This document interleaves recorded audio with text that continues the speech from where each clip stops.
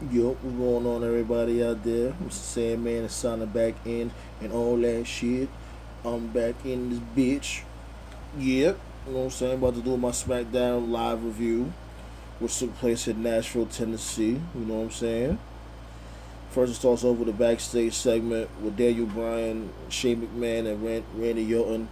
They was basically looking at the TV, watching what happened on the past Raw when Randy Orton invaded Raw. You know what I'm saying? And basically, Shane was telling them that you should have did that. Brock is not gonna take that unpunished. He's gonna end up trying to invade SmackDown Live. He condones it. He said, "I ain't gonna lie, it was awesome as hell, but I'm have security, escort you everywhere you go."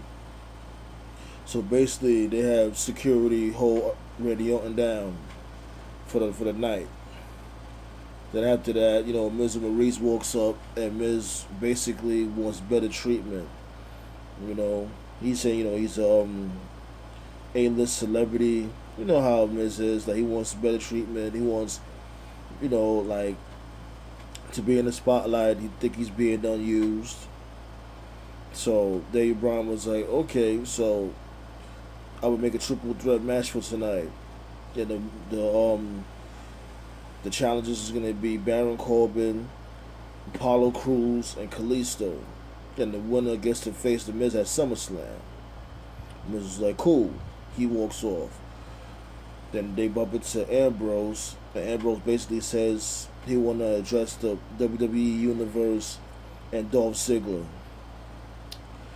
After that, get an in-ring segment with Dean Ambrose, basically telling, how he, won telling them how he won the title, how he, went against the Shield, his Brotherhood, and beat his brothers, and they thought he was going to be a one-hit wonder, and he's still the champion, and now he's the kingpin of SmackDown, what may have you. So then after that, he calls out Ziggler. Ziggler comes out.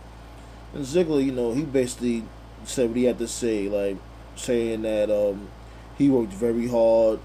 He's been wrestling ever since he's been going to school. He's been watching wrestling ever since he was 5 years old. He was showing some passion.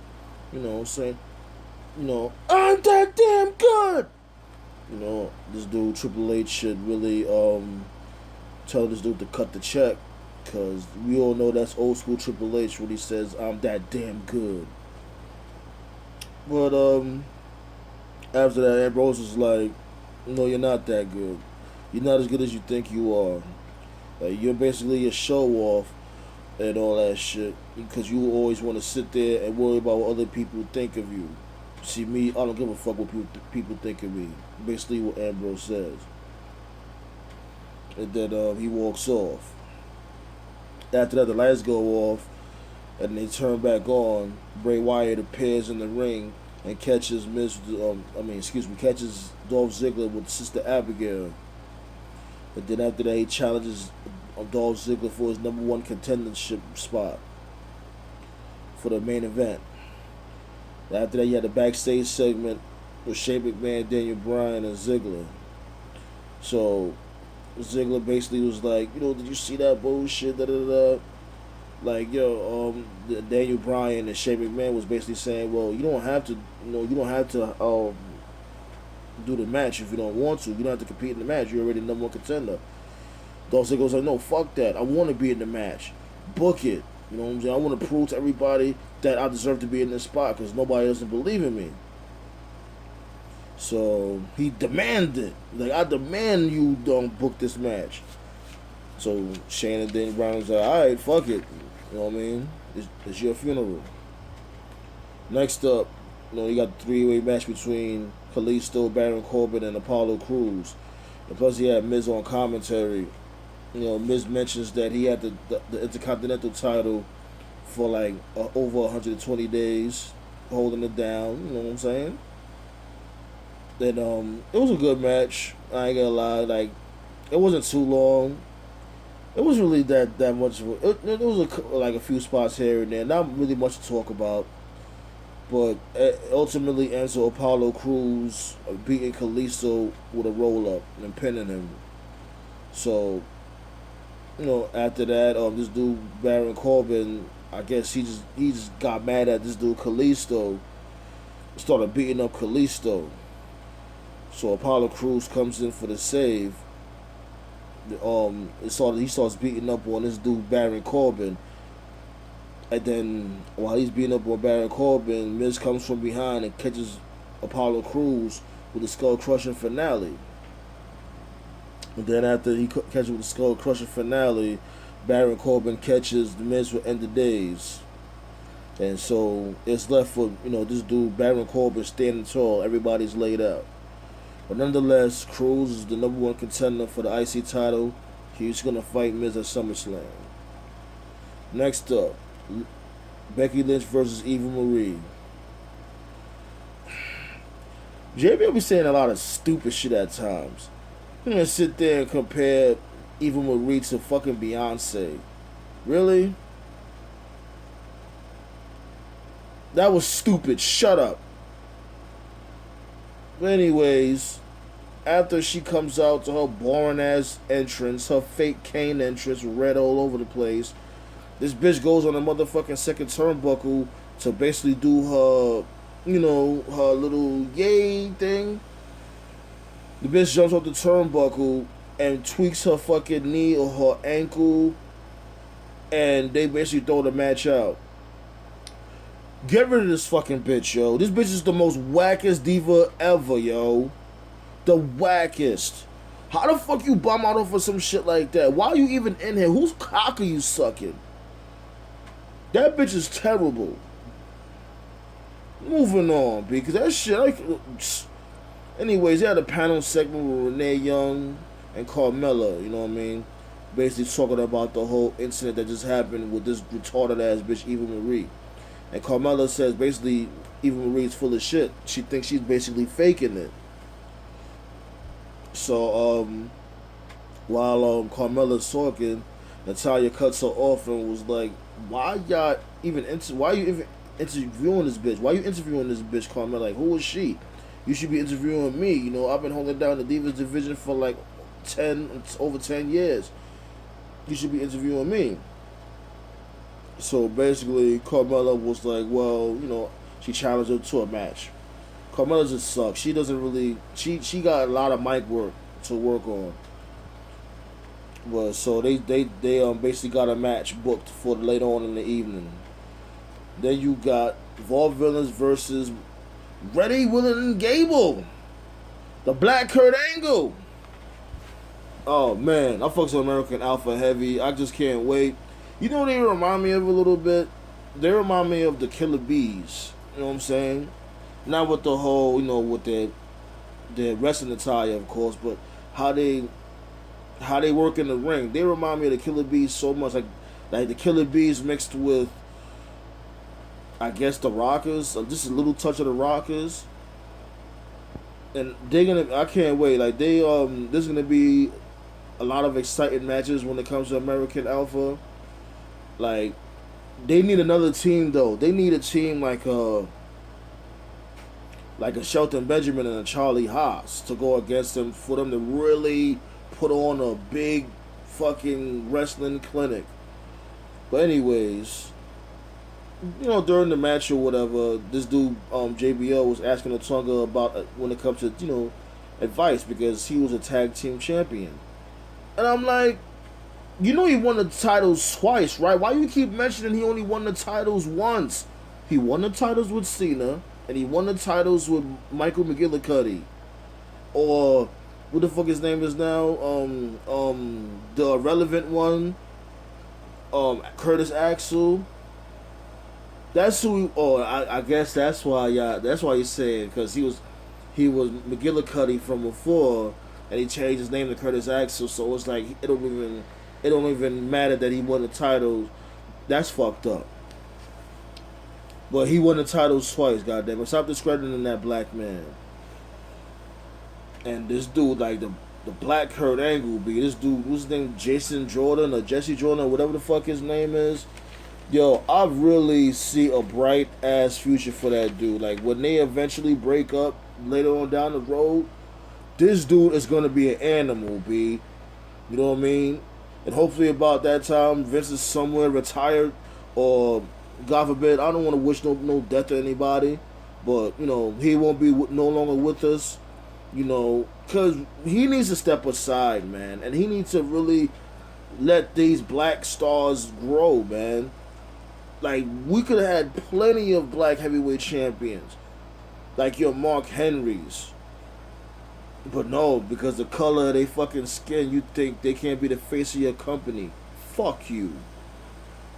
Anyways, moving on, you know, this dude, Gable, they do that special move when he throws him up with the back suplex, and Gable catches him and catches him with the bridge. 1, 2, 3, pins Aiden English, and American Alpha has a successful debut. Can't wait to see more from them. You know what I'm saying? Next up, they had commercial break with basically John Cena hosting the Teen Awards. You know what I'm saying? You know, whatever. He was having fun with the kids. You know, typical Cena shit. After that, you know, of course, Styles had to have an in-ring segment. Styles was like, yo, cut my music off. Just cut it off. Like fuck that. Like, he want to get straight to the point because he's tired of Cena's shit. So Cena interrupts and says, you got a message for me? I'm here. Talk. So before AJ started talking, that's when you had the soccer mom chants. You know, basically dissing AJ Styles' hairdo. So, basically, he was just sitting there. Of course, he got upset about that. So he took a stab at TNA. Basically, ridiculing the fans. Because they in Nashville, Tennessee, and they calling him soccer mom. So of course he's gonna take a stab at TNA. Hey, y'all want to throw stones? So then after that, he says the parents in Nashville are stupid, and the kids are just as stupid. And he basically gives Nashville, Tennessee a reality check, like, oh, you don't get a trophy for participating. You get a trophy for being the winner. You don't get to eat dessert before dinner. And you don't get to stay up late if you have to go to school the next day. Nice promo. I'm really digging this dude promo, as a matter of fact. Like, his promo game got so much better than TNA. Like, it's like he improved overnight with his promos in WWE. And if you notice, when he first came to WWE, he didn't really say much. Like at first, especially when his rivalry with Y2J, he didn't really say much. But I'm glad, what I'm saying. I guess he took his time. He probably was, working real hard to finally, get a nice, get comfortable with the mic pause, and know how to just straight up give a good promo. But good. Then, typical Cena promo. Oh, I'll die for this business. I'll suck Vince McMahon's cock if he asks me. Typical John Cena shit. Oh, that's his own. And then, like, this dude, Styles, was like, you know what, fuck that. I'm going to challenge you to a match at SummerSlam. And if I win, you got to let the whole world know that I'm better than you. Which is like, huh? That's it. That's what's all at stake. Cena had to say, "Oh, you're better than me." Why you can't say something like, I don't know. Say like, "Oh, if Cena loses, he gotta, I don't know." Say it would be better if you say, if you say that, if I win, then you gotta say that you're a failure. That would have sounded a little better. Instead of him saying, "Oh, you're better than me," no, that's you. And then it's not even no kind of stipulation. Like, you could at least made it a cage match or something. Because when you have a big grudge match, most grudge matches you end it with like a high level match, like a cage match, a hardcore match. You know what I mean? But it looks like it's gonna be a regular old match, and if Cena loses, he gotta tell AJ that he's better than him, and we all know where this is going. Let's start getting the shovel out. And hey, AJ, it was good while it lasted. AJ, you was doing your thing at the upper mid card level, but prepare for the mid card level, because that's where you're gonna be for the next 5 to 6 years.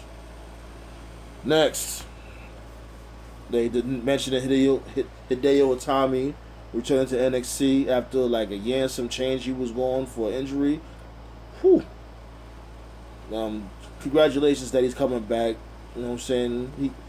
He reminds everybody that he's basically like the Goku of wrestling. So,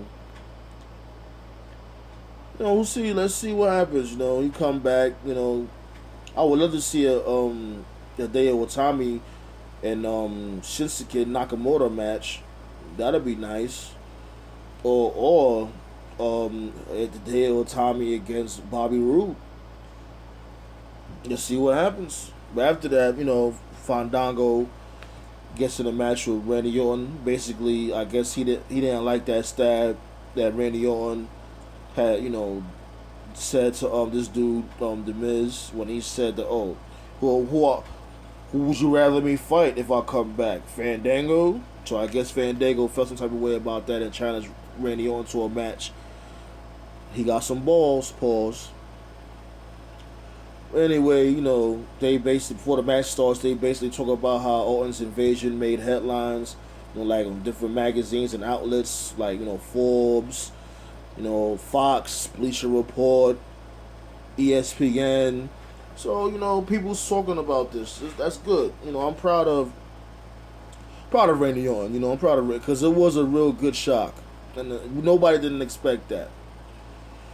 And there's when shit gets predictable, typical WWE style, where they can't fucking help themselves. Like, why does dude Brock just had to show up on the very next SmackDown? Why y'all couldn't even at least wait until like a go home show for him to do something? Brock, you had to do this shit the very fucking in the same week. Why y'all blow y'all load so y'all makes it so predictable? Y'all blow your load quickly. Y'all make shit predictable. Y'all just could never help yourselves when y'all had something good. But anyways, I don't even know what kind of security was that anyway. Like, y'all supposed to have armed security there. Because it's fucking Brock Lesnar. You think they're going to stop this dude from getting that fucking Randy Orton? And that's exactly what happened. He looked at these motherfuckers like they was crazy. Like, nigga, move the fuck out my way. He just ran in the ring and F5 Randy Orton like nothing. They ain't even lay a hand on this dude, Lesnar, because they already know better. I'm like, what kind of security was this? What the fuck did you expect? That shit was pathetic. Well, anyway, they escorted him out the arena or whatever. This dude, Daniel Bryan, and Shane McMahon, they all escorted him out the ring. Them and the punk ass security. Can't really blame security because that's fucking Brock Lesnar, and they're not even armed. But anyways, he had a backstage segment with, this dude Heath Slater and Daniel Bryan basically still trying to get signed, and then he gets speared again by Rhino. Like, that's crazy. Like, how this dude Yo, Slater, I don't know. Like, you just like the ultimate jobber. I know they paying you very well just to look like a fucking moron. And then Daniel Bryan, hey, I think we need a medic in here. Why that's the thing, why they teasing Rhino for? Like, just sign the motherfucker so he can hurry up and be a bum on the roster. Like, it's not no big suspense that y'all teasing Rhino. Anyways, moving on. They had another panel segment. I guess this is their new thing now. They having SmackDown panel segments, like in the studios or whatever. They had Renee Young basically interviewing Ambrose, and she asked her like, "Yo, what you think about this new Dolph Ziggler? He got the newfound confidence and all that." And he said basically, anything can happen in the WWE. That's what everybody always says. Anything can happen in the WWE. So he's not really surprised about how Ziggler's acting. Because it's the richest prize in the business. You gotta turn up. Um, and then she was asking, "Oh, was you shocked that Bray Wyatt did what he did?" He was like, "No, I know Bray Wyatt for years. Like, I know Bray Wyatt. You know, he's a sinister, and he'll do whatever he had to do to get ahead or whatever. So, whatever. He just basically was like, yo, I'm tired of this stupid microphone. He takes the microphone off and just throws it like the shit was annoying his head. But anyways, after that, yeah, the backstage segment with Randy Orton, a female was trying to interview him. She basically asked him how does he feel about getting F5. Like, bitch, what kind of question is that? He should have caught you. Now the real old school Randy Orton, he would have caught that bitch with an RKO. Like, bitch, what the fuck you think? That's what they should have did, yo. Have her take that bump, like, yo, fuck that. And then that's the thing, you going against Brock Lesnar. You gotta show that motherfucking. You can't give a fuck. But he just walks away. Typical PG Punk shit. Then after that, you had Carmella versus Natalya or whatever. Carmella comes out with her moonwalk and all that, talking her shit like, oh, I'm the Staten Island queen and yada yada yada. Staten Island princess. Who cares? She ain't really get too deep into her speech because Natalya came out of nowhere, elbowed her in the back of the neck, started beating her up. Then after that, threw on the sharpshooter while they was outside the ring. The match didn't even get to start. So basically, JBL was like, well, that's what Hards do. They take care of business. That's how they take care of business. And Otunga mentions that I never seen Bret Hart blindside anybody. You sure about that? We may have to Google that or something like that, because I could have swore I seen Bret blindside a couple of motherfuckers. Anyways, you had a backstage segment with Shane McMahon, Daniel Bryan, and Dolph Ziggler again. And, Bryan basically tells Ziggler, like, he knows what he's going through. He was the underdog also. So it's just that, he said the difference is that you already got your ticket.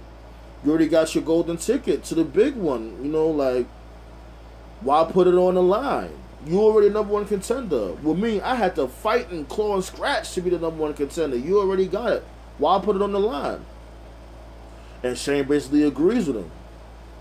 So Ziggler was like, you know what? So y'all don't believe in me either. So they basically saying like, yo, it's not that. He's like, you know what? Fuck y'all. Seriously, fuck y'all. And he walks off. So after that, main event time. Yep. Moment of truth.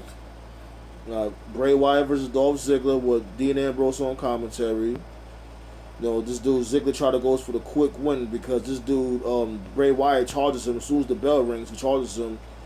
This dude Dolph Ziggler catches him with a drop kick. After he catches him with the drop kick, he caught him with a famous and tries to pin him. If that would have happened, Bray Wyatt's career would have been over. That would have been wild crazy. But after that, this dude Wyatt's clotheslines, man. They was outside the ring. This dude Wyatt tried to knock this dude head into the fucking fifth row. Yo, Bray Wyatt's clotheslines is so crazy, yo. They need to really mention that shit a lot more.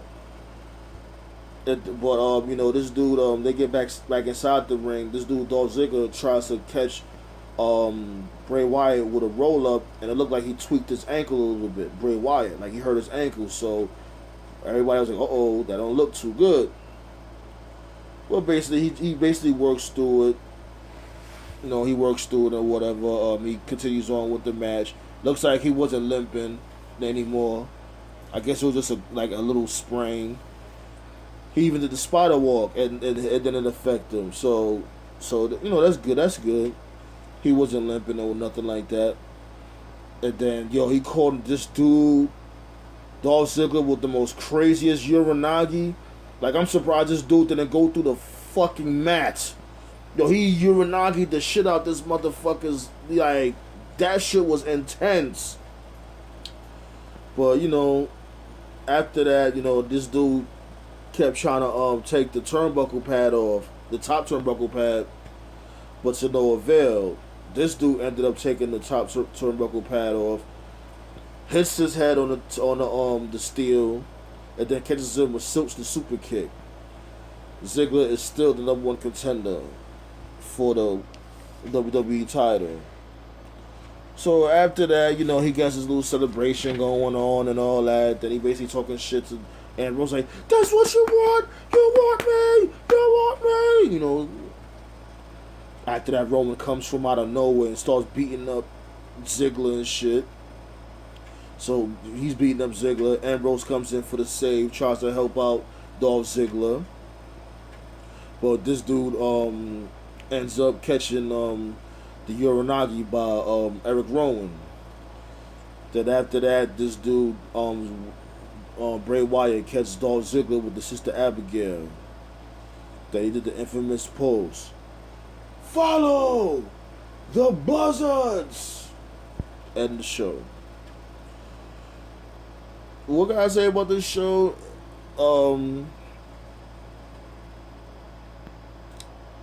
It was alright.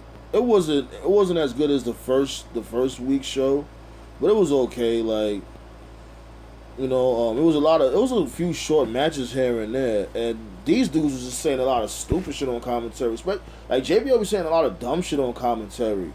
Man, he needs to shut up sometimes. Like, I really see this dude Mauro Ronaldo is gonna be the future of that shit, cause he's in tune to what's going on. He's very relevant when it comes, he knows what's going on nowadays when it comes to pop culture or whatever. That's real important, and he got the voice for it. Otunga does a decent job, but he's still a little green. It's all good because he's just starting. JBL, he just needs to go. He's getting on my nerves because sometimes he just say the most corniest, stupidest shit. From before JBL used to be good, I don't know what the fuck happened to JBL. Anyways, that's it for right now, you know what I mean? Raw review coming up. Yep, I'm catching up. I'm almost there, you know what I'm saying? By the end of this week, I should be caught up with all the reviews, and then my reviews will be very consistent and on time. Well, it is consistent, but it'll be on time.